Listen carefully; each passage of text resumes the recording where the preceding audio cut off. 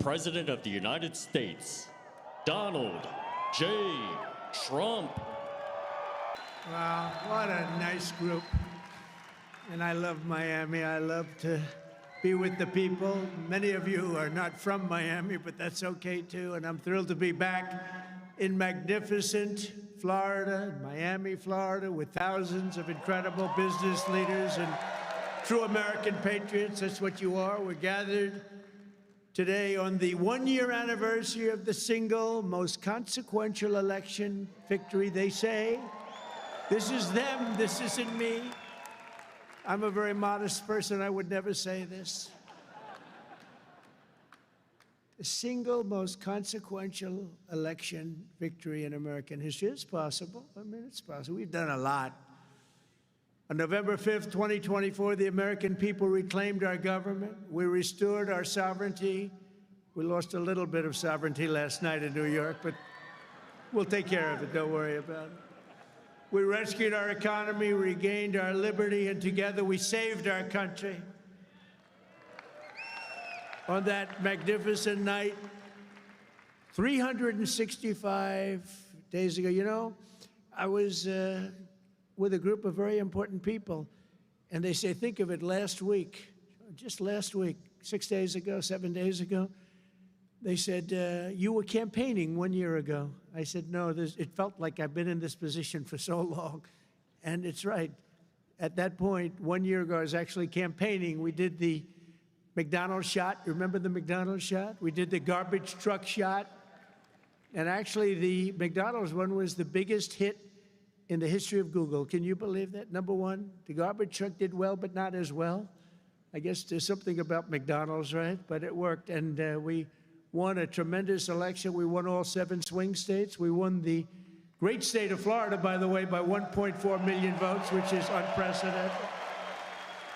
Biggest victory ever in Florida, including an 11-point victory right here in a place called Miami-Dade County. We won the popular vote for the first time of any Republican in many decades. We won the Electoral College 312 to 226. And we won 86% of the counties in America. That's a big one. 2,700 to 525. I'd say that's called a landslide, right? We got more votes from African Americans than any Republican candidate in history. We also won a record share of votes from the incredible Hispanic American community. There might be a couple of us. Biggest vote in history. And above all, we won a resounding mandate to make America great again, which is what we're doing. And every day since, I've been fighting to turn the promise made into the ultimate promise kept. We're going to do our job. We have a big job to do. We've done really well. I think it's the best 9 months, they say, of any president. And I really believe that if we can have a few more 9 months like this, you'd be very happy, you'd be very satisfied. But it's been pretty incredible, with trillions and trillions of dollars being poured back into our country by other countries and other places and people. 1 year ago, we were a dead country. Now we're a country that's considered the hottest country anywhere in the world. It's the hottest country. We are now in the hottest country anywhere in the world. And I'm pleased to report that today the United States has the strongest economy, the strongest borders, the strongest military, the strongest friendships, and the strongest spirit of any nation anywhere. We have the greatest economy right now. A lot of people don't see that. But if you look at what's happening with all the factories, AI, auto plants all over the country being built, that if you would have thought about that 2 or 3 years ago, you would have said it was the opposite. They were all leaving. Now they're all coming in. They're all coming back, and then some. And I think that we can honestly say, and I think you're going to see it even more so over the next 12 months, that this is the golden age of America. This is the golden age. In the prior 4 years, crooked Joe Biden oversaw less than $1 trillion of new investment in the United States. So in 4 years, less than, think of it, less than $1 trillion. That was not doing too good. In 9 months, I've secured commitments of over $18 trillion, and we're going to have $21 trillion within the first year. So Sleepy Joe did, think of that.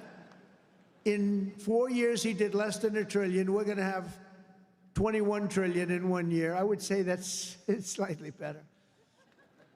Slightly, just a little bit better.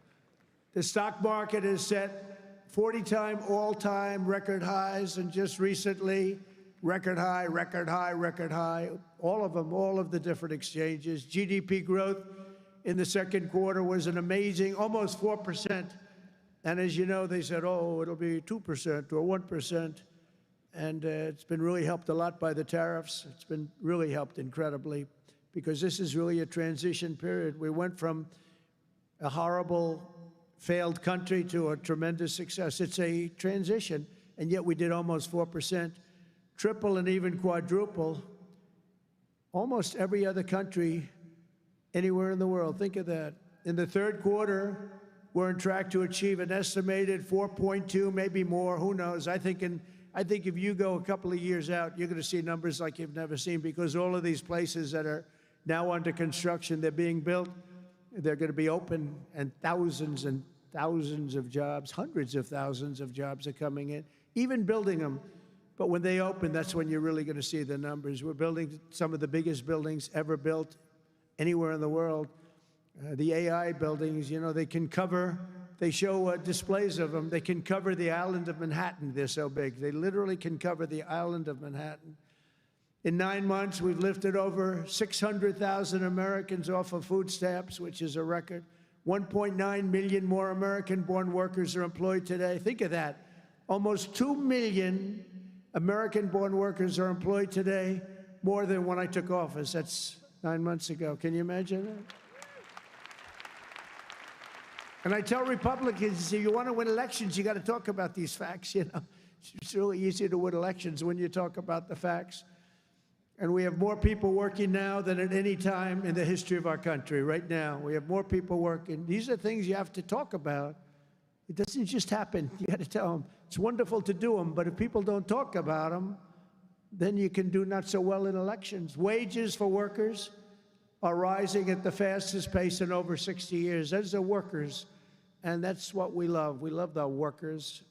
Since I took office, wages for the typical factory worker are up $1,300. Construction workers' pay is up $2,200, and miners are up nearly $5,000 this year alone.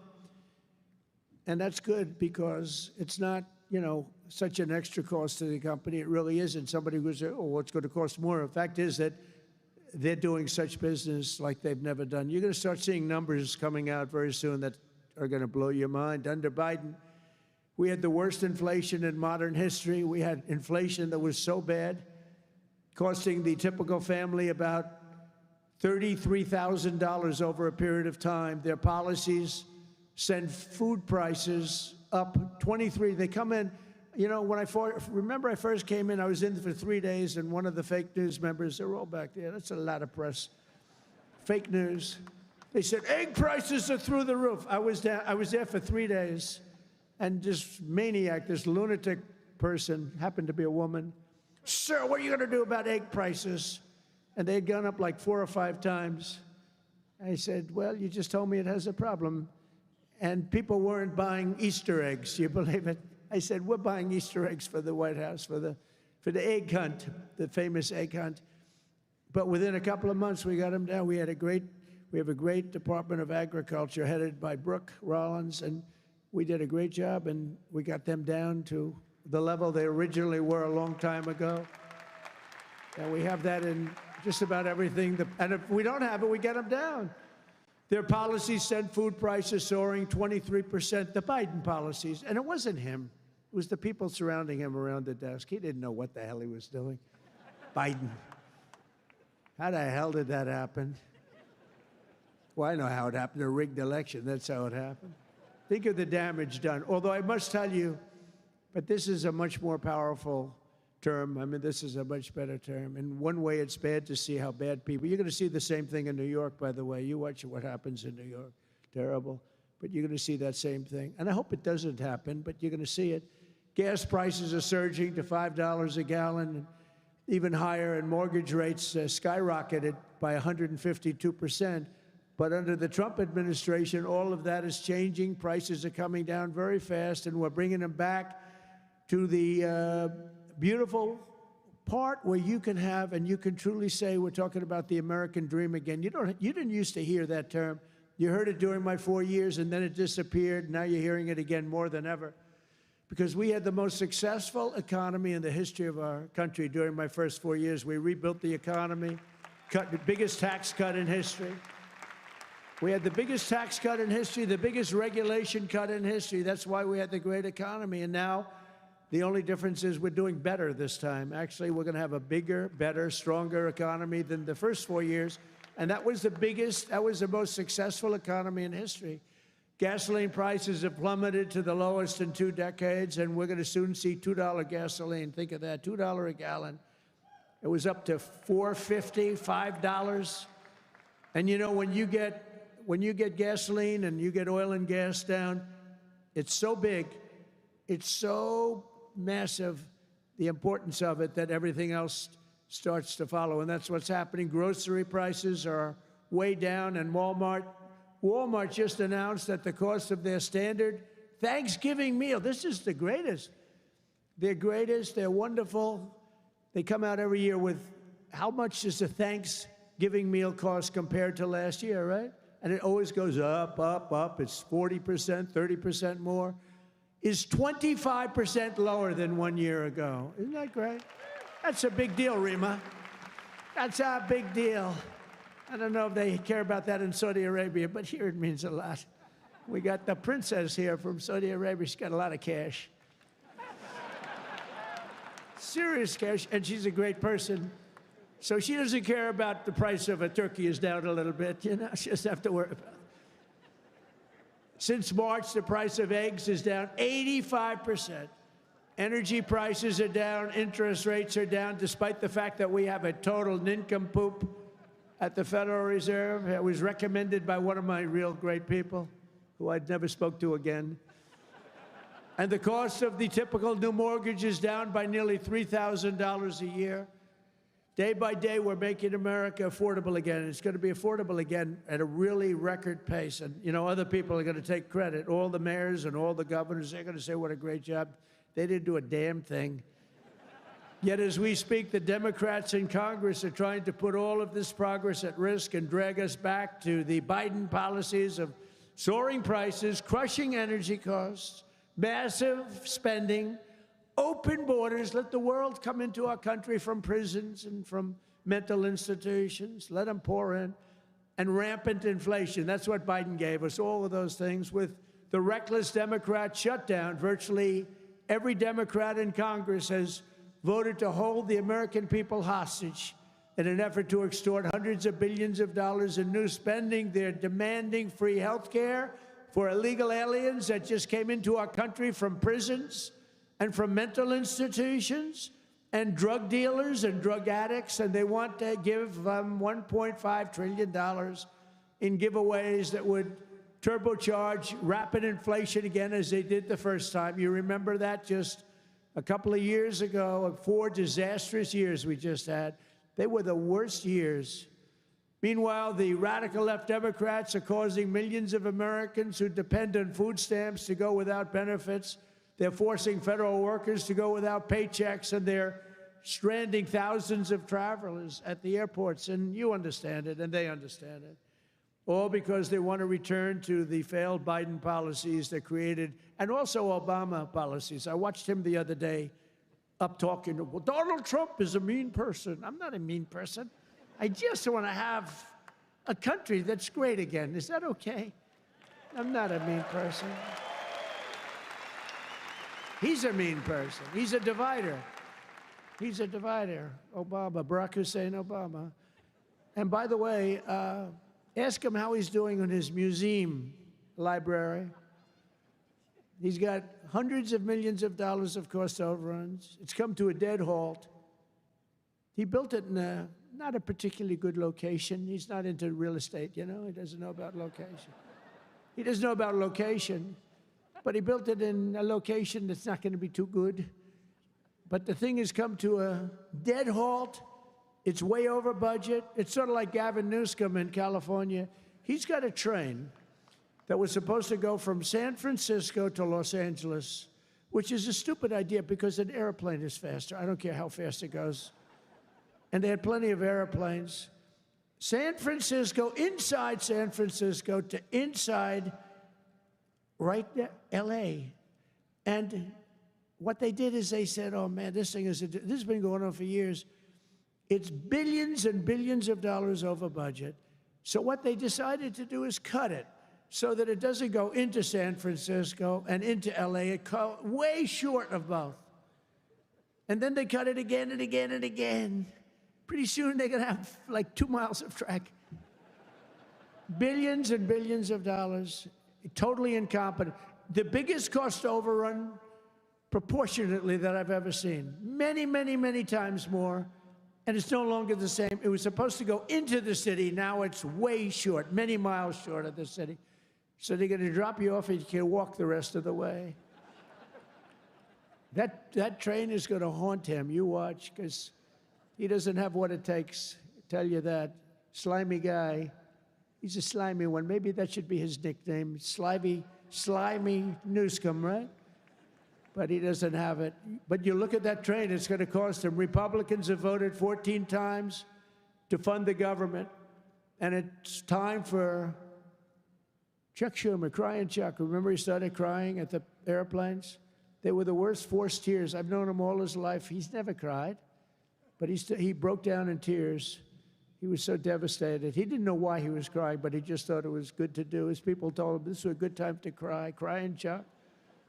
But it's time for Chuck Schumer and the radical Democrat Congress to stop playing games with the people's lives and to pass a clean funding bill that they've done 30 times before. And to reopen government immediately, just reopen it. They don't like it to be reopened because we're setting records. They think actually, I don't think anything's going to hurt. We are so strong now that I'm not sure that anything's going to hurt. But it would be good to open it up. Take care of the people with jobs that aren't going to get paid and aren't getting paid. And no matter what, we will not let them impose their inflation-causing extremism on the American people. We're not going to pay $1.5 billion for people that came into our country illegally, okay? If you don't mind. That's what they did last time. Remember the Inflation Reduction Act? The greatest scam, one of the greatest scams. I would say some of their environmental scams were even bigger, but one of the greatest scams ever, Inflation Reduction Act. And then they admitted it had nothing to do with inflation reduction, remember? But it did actually cause massive inflation. It actually caused massive inflation. But we don't use auto pens in the Trump administration to sign things. We don't believe in that. You know, I get these guys come in with these big, beautiful documents, gorgeous, beautiful, must cost a fortune. I should check the price. But, you know, a general is being made or something, you know, some big post. And they say, sir, would you sign this, please? It's going to be a 4-star general, or it's going to be a big cabinet position, or it's going to be something with medical or whatever. I take my pen and I sign it. In his case, they walk it into a room and they give it to somebody who's no idea who Biden is. But Biden doesn't have any idea who he is either. And they have a machine sign it, the auto pen. And all of the pardons, he gave thousands of pardons to people. He had no idea about it. He didn't know about it. And therefore, all those pardons are void. You know, you have to have, it's a very complicated thing if you're going to use the machine. You have to do it properly. And he didn't have any idea what was happening. And this is what we had as a president. We don't want that. You have the opposite right now. I don't want to be braggadocious, but you have the exact, I know exactly what's happened. If you want to see what congressional Democrats wish to do to America, just look at the result of yesterday's election in New York, where their party installed a communist as the mayor of the largest city in the nation.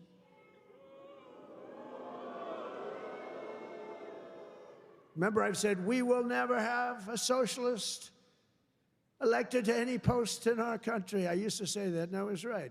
We skipped socialist and we put in a communist instead. That didn't work out too well. But As I've warned for many years, our opponents are hell-bent on turning America into a communist Cuba or socialist Venezuela, and you see what happened to those places. For generations, Miami has been a haven for those fleeing communist tyranny in South Africa. I mean, if you take a look at what's going on in parts of South Africa, look at South Africa, what's going on. Look at South America, what's going on.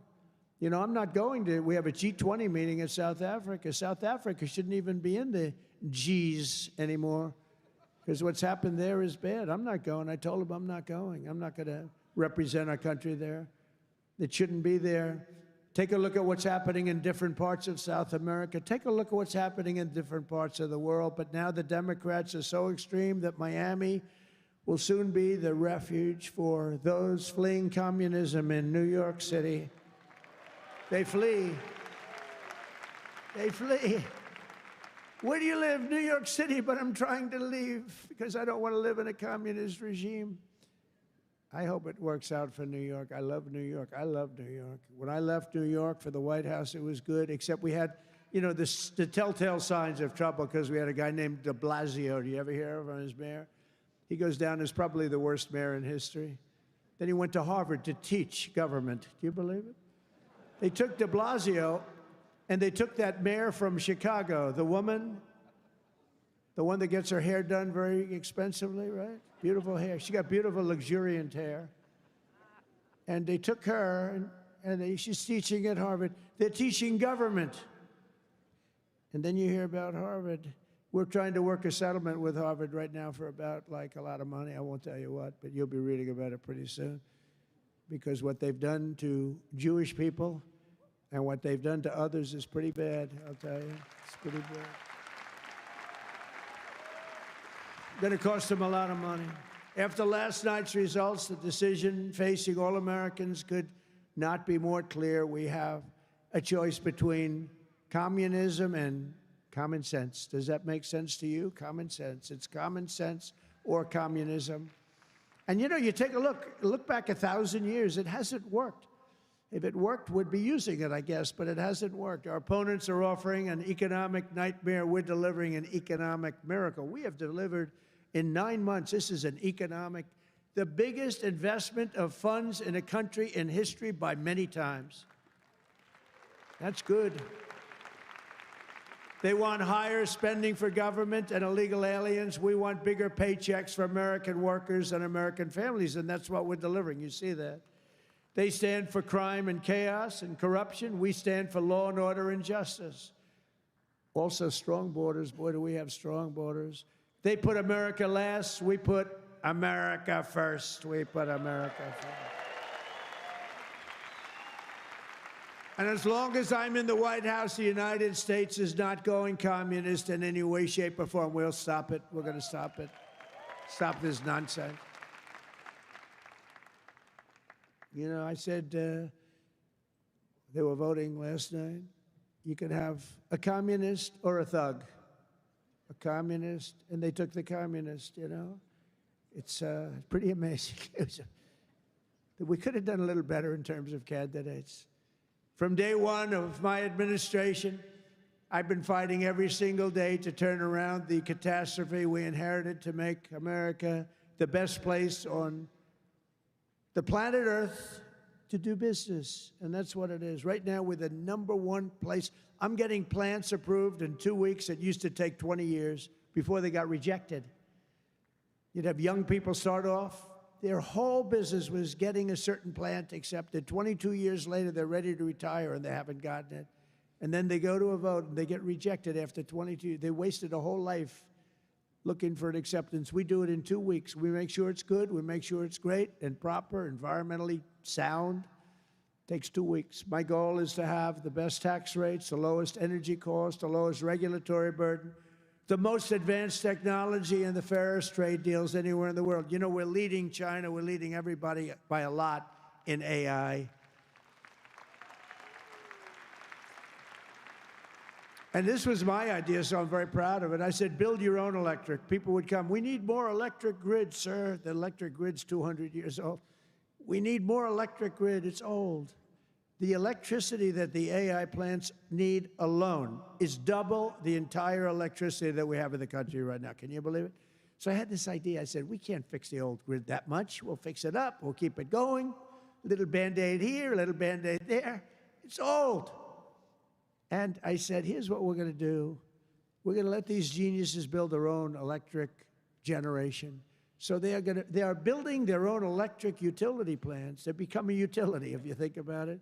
They're building the utility and the electric right alongside. This is where they have their transformers and everything. They're building the most expensive electric plants you've ever seen, generating plants, some by nuclear, some by oil and gas, some by coal as a substitute. They're building them right next to their plant, and they're incredible. People say they've never seen anything like it because these minds are genius. To them, an electric plant is not complicated. To them, an electric plant is better than the people that produce electricity, although Florida Power and Light is doing a lot of plants for people. They're pretty advanced, I have to tell you. But they're building their own juice next to the plant. Isn't that sort of a cool idea? And you know, when I first proposed that, they came into my office with, they have unlimited money, but they were trying to figure out how they can build it because they had no electric of any consequence. And I said, you're going to build your own plant. I'm going to get you your approvals in 2 weeks, 3 weeks, maybe a month if I'm slow. We have a great man, Lee Zeldin, in charge of the environment. He's incredible. And he's tough, too. He's very tough. But they have their approval in 2-3 weeks. They're dealing with the best experts in the world. They know what they're doing. It's amazing when you see some of this stuff come in, designed by guys with 190 IQs, and then you have an inspector who's not quite as smart as that, inspecting it to see whether or not it's okay, and he has no idea what he's looking at. No idea.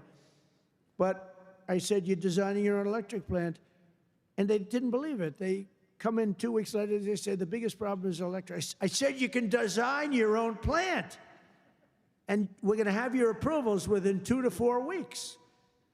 And they said, he's really serious about it. They thought I was kidding. It was so good, they couldn't believe it. They'd leave and they couldn't believe it. It took me 2 or 3 times to say it. Yeah, they're designing their own electric plants, and it's unbelievable. And then they're going to sell their excess electricity back into the grid. So we benefit in that way, too. In July, I proudly signed into law the largest tax cuts in American history. Now, that's the second time. I did it the first time, but these are even larger, the great, big, beautiful bill.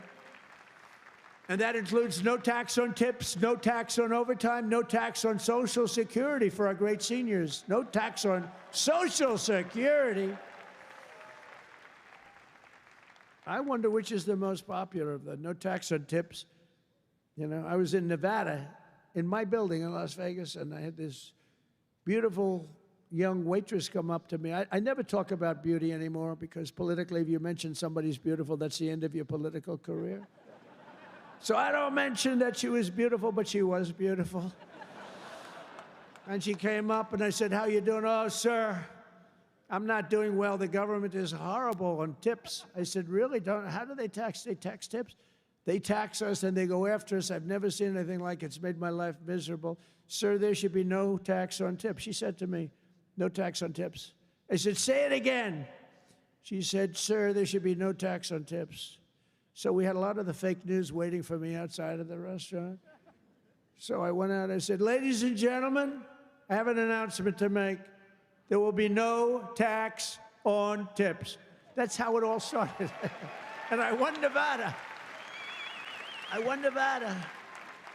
Because, in Nevada, every job is basically, you're a waitress or you're working in a hotel.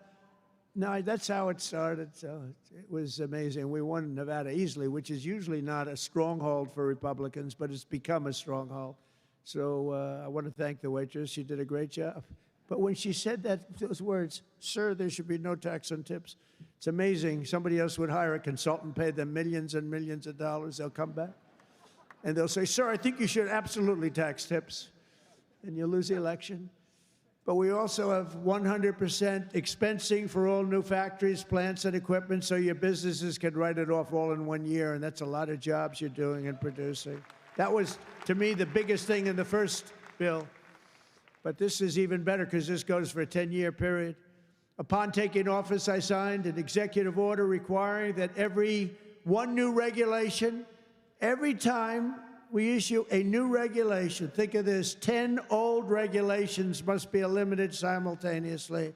So if we give you one, you get rid of 10, and so far, for 9 months, we're exceeding that, and it's 30 to 1. For every new one we give, they're getting rid of 30 old, broken-down regulations. And we've slashed nearly $1 trillion worth of regulatory burdens. We have regulations that are so old, and nobody uses them, but they stymied a lot of production, a lot of jobs.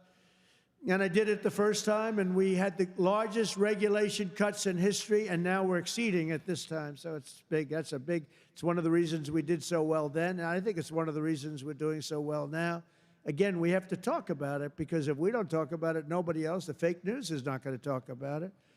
And we have streamlined permitting for the new energy and mining projects. What used to take decades now takes 28 days. And on day one, I signed an executive order to unleash American energy and officially terminate the Green New Scam. Has anyone ever heard of the Green New Scam? Remember the old thing, global warming, and then it would be too cool? And then they said global cool. They didn't know what the hell to say. So they came up with the greatest, climate change. No matter what, if it goes up, if it goes down, climate change. They're very, very smart people, but not smart for us. They're smart for them. But my policy was very simple. Drill, baby, drill. We're drilling like crazy right now. And to curb inflation, we've slashed the size of government for the first time in years, and we're waging total war on waste, fraud, and abuse like we've never done before. Since January, 100,000 bureaucrats have left the federal payroll. Government spending is down 2.5% this quarter compared to 1 year ago. Think of that. And in stark contrast to last administration, 100% of all new jobs created in America under my administration have been created in the private sector. 100% of the jobs have come from the private sector. Otherwise, you don't have a country. I mean, I love government workers, but if you have all government workers, you don't have a country, do you? At the same time, my tariffs are bringing in hundreds of billions of dollars and are helping slash the deficit this year by more than 50%. Did you see the numbers? We're going to be down 50%, anywhere from 25 to 50, but closer to 50%. Who would think that one? Those are big numbers. Now, take that out 2 or 3 years. To embrace a vital industry here in Miami, I've also signed historic executive orders to end the federal government's war on crypto. Crypto was under siege. It's not under siege anymore because it's a big industry. It's a big industry, and I have a lot of people that are great people, great business people. They're in other businesses, but they're in crypto too. And it takes a lot of the pressure off the dollar. It does a lot of good things, but we're into it. Biden was vicious on crypto. They were going after these crypto guys. It was terrible. They were under indictment, but I got indicted too. I made a phone call. Congratulations on your victory. He made a phone call. Let's indict him. These people are the worst. Then they say, he's gone after Comey. They indicted me. They impeached me. They did everything. It's unbelievable. Who the hell else could have taken that? Do you guys know anybody else that could have taken it? I don't think so. A lot of people say, you're the only one could have taken that. I don't know if that's true, but there aren't too many. We're making the United States the Bitcoin superpower, the crypto capital of the world, and the undisputed leader in artificial intelligence. We're leading China by a lot. And don't forget, if we don't do the crypto properly, China wants to do it. They're starting it, but they want to do it. Other countries want to do it. If we don't do it, it's a big industry. We're honored to be joined today by a man who has been a true champion for many of these bold policies. He really has. He's been a great guy. He was a little late in his endorsement of me, I'll be honest with you. He endorsed me. You know, these guys that endorsed me after I won, I don't know. That's not... Sir, I'd like to endorse you. No, I won the election. Nah, he's a good man, actually. I've known him a long time. He's helped turn the area into one of the hottest markets in the country and one of the greatest cities in the world. Miami Mayor Francis Suarez. Please, Francis, come up, please.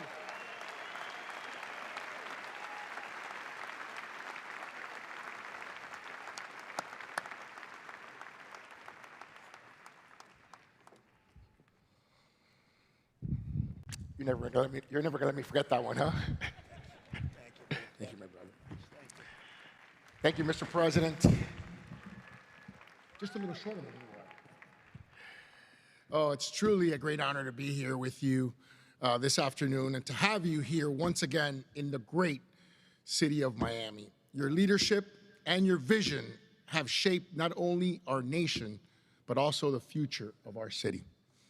Miami's success today is rooted in the values that are deeply American: opportunity, freedom, safety, and innovation.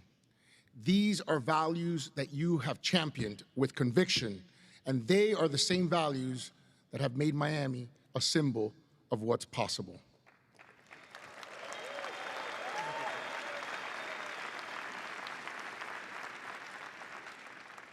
When people believe in the promise of America, Mr. President, I want to personally thank you for your continued support of our vision for this city.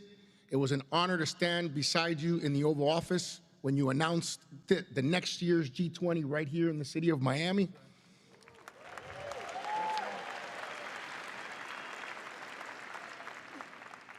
Thank you for choosing our city to host what is perhaps the most important and consequential gathering of leaders from around the world. Miami has come a long way, and we will rise to the occasion, Mr. President. On behalf of the people of Miami, it is my privilege and honor here, on behalf of my wife, the America Business Forum, Nacho, Sergio, and everyone, to give you like real estate, right? I do. Yeah. This is a key that opens some really nice presidential library real estate. Wow.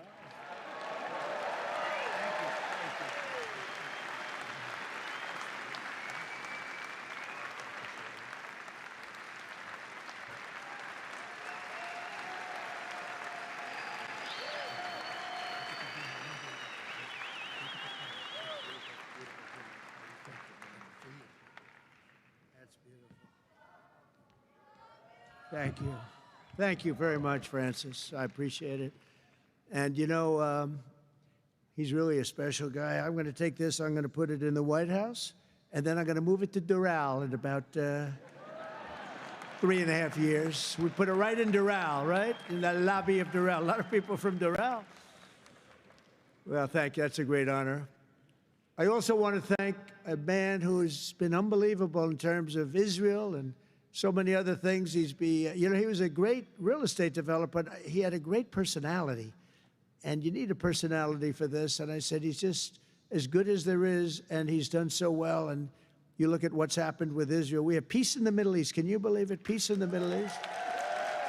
And he's Special Envoy Steve Witkoff. Steve, where are you, Steve? Wherever you may be. Where are you? Steve, thank you. What a job you've done. Thank you very much. What a job he's done. That guy's got that personality. Now, I wanted a deal maker, but, you know, a lot of deal makers don't have good personalities. You end up in a war. They make the deal, but you end up in a war. This guy, everybody loved him for years. I've known it. And he was the right guy for the job. Peace in the Middle East. 3,000 years. They've never had peace in the Middle East. We're going to have it, too. We're doing well. Just keeps going along, and we just had a meeting. It's even more and more so, and so many people in this room are very much into Israel and the Middle East, and it's been amazing what we've been able to do, and you've done such a big part of it, along with a very special young genius named Jared Kushner, who helped you so much. Stand up, Jared. And he's the father of the Abraham Accords, right? He's the father of the Abraham Accords. And by the way, my granddaughter, Arabella, would you stand up, Arabella? She looks so great. I said, how are your marks in school, Arabella? Grandpa, I have all A's and A pluses, you know that. Like it was a stupid question I asked her, right? We're proud of you, Arabella. Jared, thank you. What a great job. And we have a lot of people joining now the Abraham Accords. And hopefully we're going to get Saudi Arabia very soon, but I'm not saying that. I'm not lobbying. No, but we have a lot of people. We have a lot of people that are coming aboard. You know, the key was when we took out the nuclear capability of Iran, all of a sudden everybody said, wow, That was nice. They've been wanting to do that for 20 years. Saudi Arabia's ambassador to the United States, Princess Rima, thank you very much. Please stand up. Thank you. Thank you. Thank you very much. Say hello to everybody. Okay? Say hello to a great group of people in Saudi Arabia. Thank you. Stephen Miner, Mayor of Miami Beach. Stephen Miner. Where is Stephen? Thank you, Stephen. Thank you. Good job you're doing. Excellent. Thank you, Stephen. The Mayor of Coral Gables, Vince Lago. Vince Lago. Thank you. Thank you. Great job, Vince. The Mayor of Doral. I love Doral. And I like this woman a lot. Christy Fraga. Christy. Where's Christy? Thank you, Christy. I like Doral. We also have Commissioners Damian Pardo, Laura Dominguez, Ralph Rosado, Miami-Dade Supervisor of Elections, Alina Garcia, the President of FIFA, Gianni Infantino. FIFA, where's Johnny? Whoa, Johnny, my boy. I didn't know he was going to be here. He's big stuff. And the world, look, you know, Johnny and I worked the deal originally, and it looked like I wasn't going to be president because it was in this term, right? So when they rigged the election, I said, oh, man, I have to run again because I want to be president when they have the World Cup, right? And look what happens, Johnny. I'm president when we have the World Cup. It wasn't supposed to be that way. But I can only tell you that the tickets are selling at numbers and record like they've never sold ever before. I heard you just told me that they're doing record business, right? The way you had the World Cup coming, think of it, we have the World Cup coming, we have 250 coming, and we have the Olympics. 250 is 250 years of age. And we have UFC at the White House, by the way, on June 14th. That's going to be at the White House. That's going to be a tough ticket. That's UFC, but we have, think of it, Johnny is there with FIFA, and we have the Olympics. We have it all coming. It's all this thing. I'm glad I'm sort of happy the way things worked out, you know? It's turned out to be as good as it could be. I think we've made more progress than we ever could have made in the second term. I think this is really more progress being made. We also have Formula One CEO Stefano Domenicali, and where's Stefano? Very good. That's big stuff. We have a lot of big people here today. We also have a gentleman who called my election successfully. He said, and Donald Trump will be the next president of the United States. Got a great voice. Brett Baer. Where's Brett Baer? Brett Baer. Where is he? And his son is with him, Paul. Paul's a very good golfer, so is Brett. Thank you, Brett. He's doing an interview with me right after the... Oh, is that Paul? Stand up, Paul. Paul, did we take your father easily in golf? Tell me, huh? That was easy, right? Get ready. We'll do it again. Thank you very much, Paul. You look great. Also, I want to thank your two great senators, Ashley Moody and Rick Scott. And, you know, I just left them. Believe it or not, I had a meeting with all the senators this morning. I gave them my vision because, frankly, it's always nice to have good vision. And they are two terrific senators, and they're in Washington working hard, and they were going to come. And I said, do me a favor, stay back and work on the things you're working on. They're working on really things. And Ashley is in the election. Rick just won his election. They're two great senators that you have right here in Florida. So that's really good. And they're working to make America great again. So I said, stay back in Washington. Together with many of the people here today, we've achieved more in 9 months than most administrations achieve in 8 years. It's true. We've really done a lot. We inherited the worst border in history, and within a matter of weeks, we turned it into the strongest border anywhere in the world, and they have some pretty strong borders, but we have literally no people coming through. They do come in. They come in legally. You know, we want people to come in. We want to make it real easy for them, actually, but they come in legally. So you have to know that. We just don't want criminals coming in. We don't want people from prisons. We don't want prisons dumped into our country like Venezuela did. They emptied their prisons into our country. We don't want that, right? For months in a row, 0 illegal aliens have been admitted into the United States. 0. They actually announced it. This is an official 0. Remember when Biden said, I have no control over the border? Millions of people pouring through, not people that you could look at them, not that we discriminate. You could look at them and say, these are not going to be perfect for our country. They were rough people that they let in. They had 11,888 murderers, 50% of which murdered more than one people. We don't want them. We're getting a lot of them out. Hopefully we're going to soon have all of them the hell out of here. Either out of here or we have to put them in jail because they're so dangerous. Some are so dangerous we don't want to bring them out. We'll just make sure they never come back in. But this is what they were putting in our country, and it's a disgrace. On day one, I signed an executive order to designate the drug cartels as foreign terrorist organizations. We had a big, strong, positive number come out just recently. The drugs coming into our country are way down. I'll tell you where they're really way down is drugs coming in through water. People are saying, no thanks. I don't think I want to ride in that boat today, please. We want you to take these drugs into the United States. You know what? I think I'll take a pass, sir. The drugs coming in by border are not much. Every boat that we hit kills, think of this, if it gets through, kills 25,000 Americans plus, but 25,000 Americans. Every time we hit a boat, we save 25,000 lives. Got to look at it that way. And we're arresting and removing thousands and thousands of dangerous gang members, MS-13, Tren de Aragua, all these gang members are being thrown the hell out of our country. And if you look at Washington, D.C., it's now a safe community. We're in Memphis now, and within 2 weeks, all of a sudden, it's like a safe community. It's really made unbelievable progress. And we're blowing up cartel terrorists. We're blowing them up linked to the Maduro regime in Venezuela and others. Look, it's not just Venezuela. But a lot of things are coming in. Look, Venezuela emptied their prisons into our country.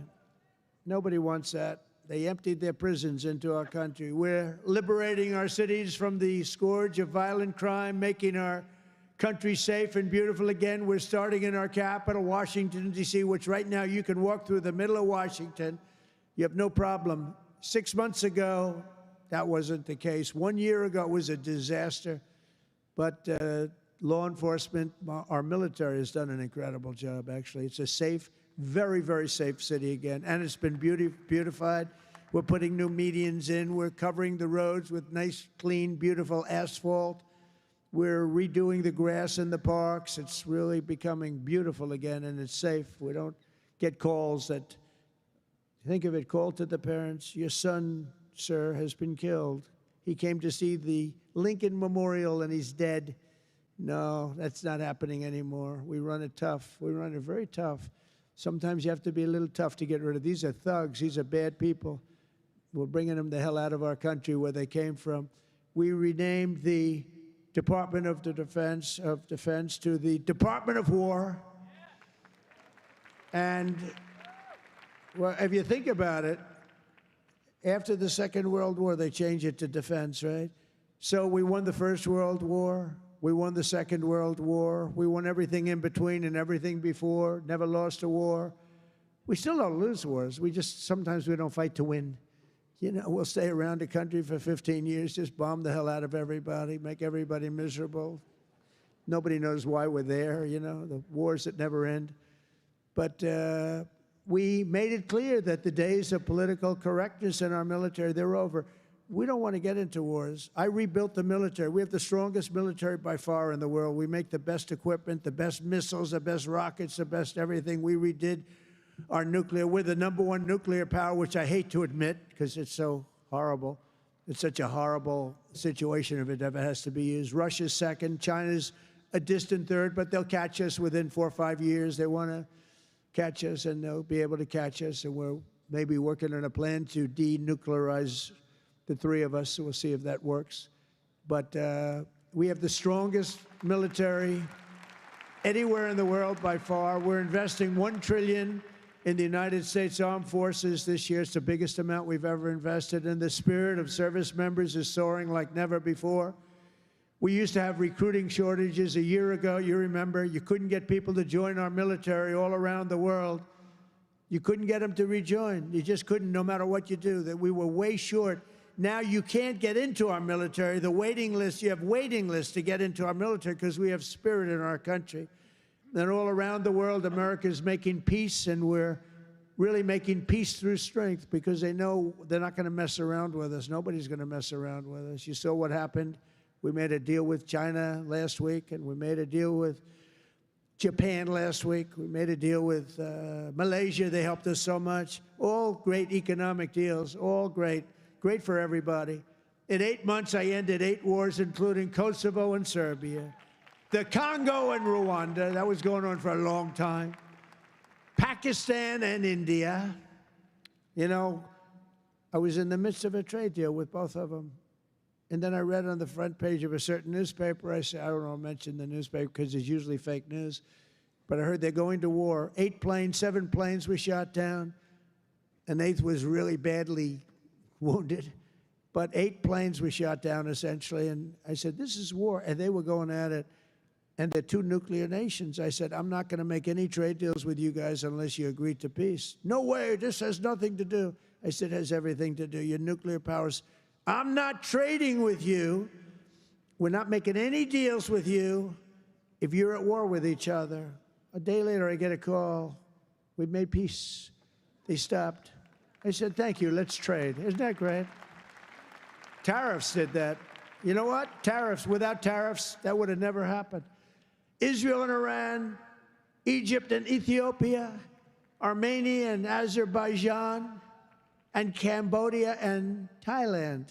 All of them were in war, starting war. Some of the wars were 32 years old. One was 38 years old. Amazing. They tried to, President Putin, I spoke to him 2 weeks ago, and he said, on the one, he said, we've been trying to settle that war for 10 years. We weren't able to do it. You got to settle. I got some of these things settled in an hour. No help from the United Nations at all. The only thing I got from them was a blank teleprompter. Remember I went up there, Princess? Ladies and gentlemen, on behalf of the United States of America, President Donald J. Trump, I'm looking at the teleprompters, and I have all my friends, including your family, sitting out there, 158 leaders, some in beautiful silk white robes, others in bad shirts, bad ties, and some in beautiful shirts and ties. But they're all the leaders, 158 leaders. And they're saying, President, and I'm walking up to the President Donald J. Trump, and I'm looking at the teleprompter, stone cold blank. They did it on purpose. And I think I gave my best speech. That's what I was told.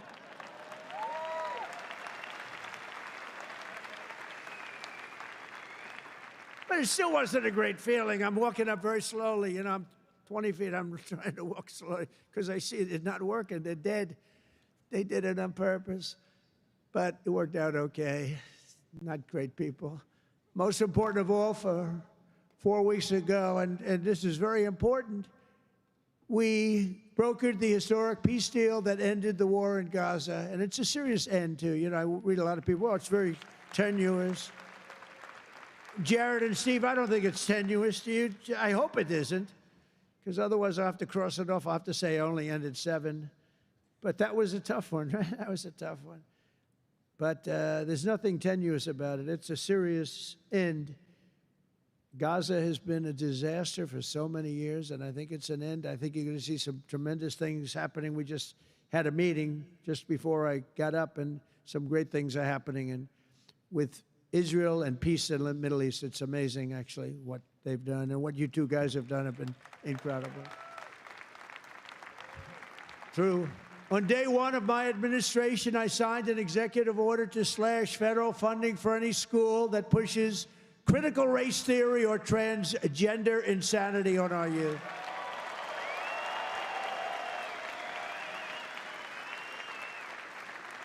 And we completely banned the chemical and surgical mutilation of our children.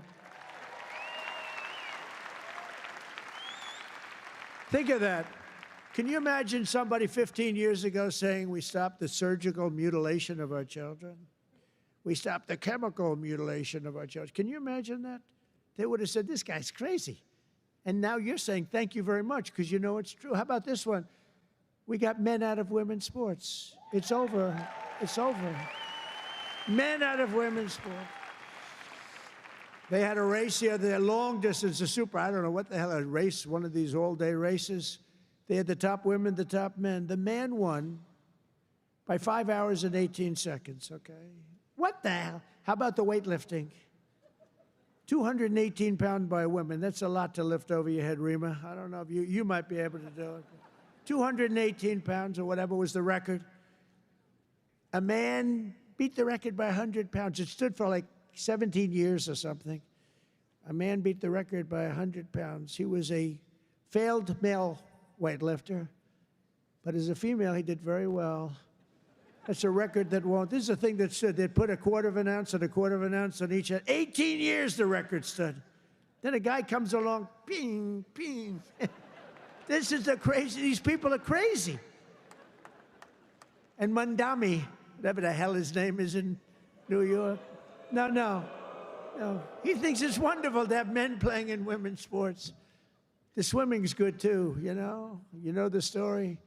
Records are being beaten by numbers that nobody's ever seen, nobody ever thought possible.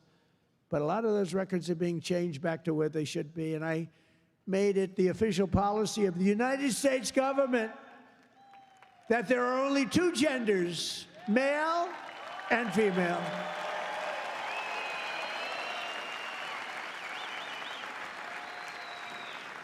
And we're restoring the name of a great president, William McKinley, to Mount McKinley, the beautiful Alaska mountain I renamed. Think of that. They took the name of McKinley. He was a great president. He was assassinated. He was a great president for tariffs. He was the tariff king, and he made our country very rich. And then Teddy Roosevelt spent the money on the Panama Canal and many other things. And everyone thinks Teddy was a great president. He was. But the one who built all that money was McKinley. So we renamed the mountain back to Mount McKinley. Is that okay? I think so. You know, I'll tell you what, who's happy about that is the great state of Ohio. He was governor of Ohio and became president, did a great job, made the country very rich. He was killed. The Mount McKinley was named, and then the name was taken off. And we put it back on. And I renamed the Gulf of Mexico to the Gulf of America. That was an easy one. That was an easy one, Johnny. That was easy. You know, look, we have 92% of the shore. I used to say when I was a child, I'd say, how come it's called the Gulf of Mexico? It's mostly America. You know, all the way, it wraps around Florida, all the way up. It's 92% of the shoreline. I said, I think to me it's the Gulf of America. Little did I know I'd have the chance to do it. I did it very quickly. For years, our country was run by radical scoundrels and far-left bureaucrats who created one catastrophe after another, wrecking our economy, erasing our borders, and surrendering America's power and standing all over the world. But after just 1 year since that glorious election, I'm thrilled to say that America is back. America is back. Bigger, better, stronger than ever. And in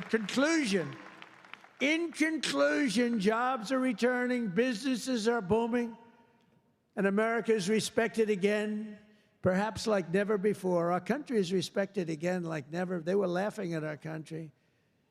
We had a guy who couldn't walk up a flight of stairs, kept falling. It's very embarrassing.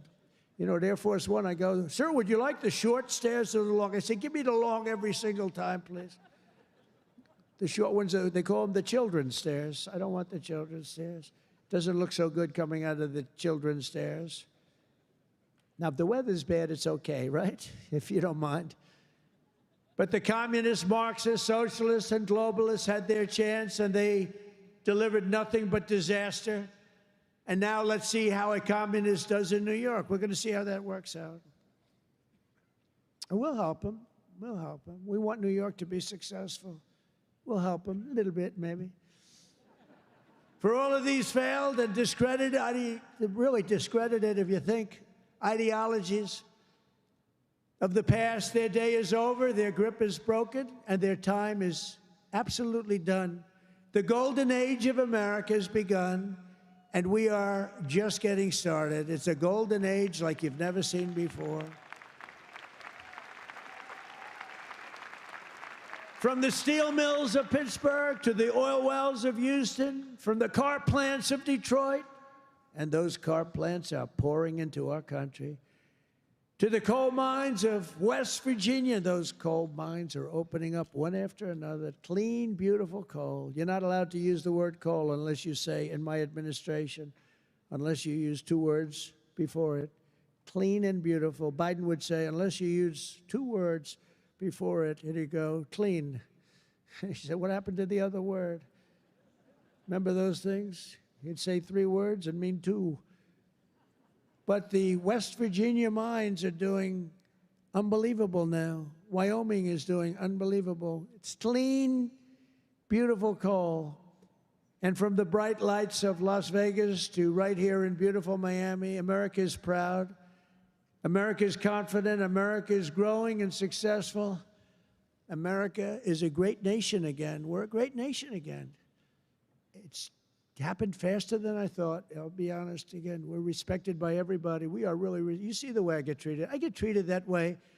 I guess a little has to do with me, but a lot has to do with the fact that I'm representing this country. America is respected again. America is a great nation again. The American dream is surging back to life, and we will never let the American dream die. Together we will make our country stronger, richer, safer, freer, and greater than ever before. And every day my administration will fight, fight, fight, and America will win, win, win. I want to thank you, Miami. I want to thank you, Mr. Mayor. I want to thank everybody for being here. God bless you, and God bless America. Thank you very much. Thank you, everybody.